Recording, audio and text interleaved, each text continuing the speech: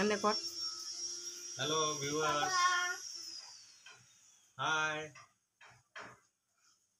বলো বলো, আমার বউ আমাকে দিয়ে রসুন চুলাচ্ছে। আমার বউ দেখেন আমাকে দিয়ে রসুন চুলাচ্ছে। কি করব, কর্ম করতে হবে, আর এতে আমি মজাও পাই।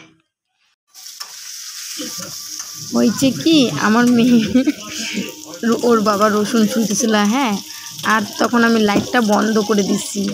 তো আমার বড় বলছে কি যে ও বলে দেখতে পাচ্ছে না, তো মেয়ে আবার ঘর থেকে কী করছে, চশমা এনে দিচ্ছে। বলছে বাবা তুমি চশমা পরো, তাহলে দেখতে পাবা।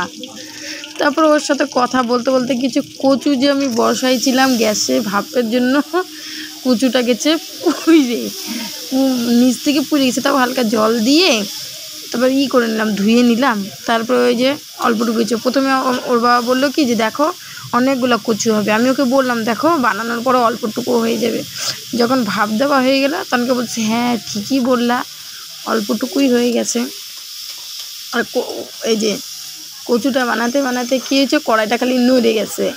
কেউ বলবে এটা ননস্টিকের কড়াই, কেউ বলবে না। রান্না করতে করতে না কিসের জন্য যে ভিতরে কালা যে একটা থাকে চলে গেছে, সাদা হয়ে গেছে।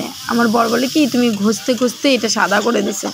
বলতে ওরকম হয়, তো বেশি জানে তো না। করে পুজো টুজো দিয়ে সব কাজ সব গোছায় গোছানো হয়ে গেছে। এই যে আমার মেয়ে বই পড়ছে, দিদিমণি বই পড়ছে। এই যে এখন চা খাবো, চা, বিকেল বেলি চা।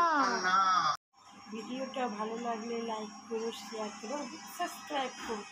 টাটা, দেখা হচ্ছে নেক্সট ব্লগে।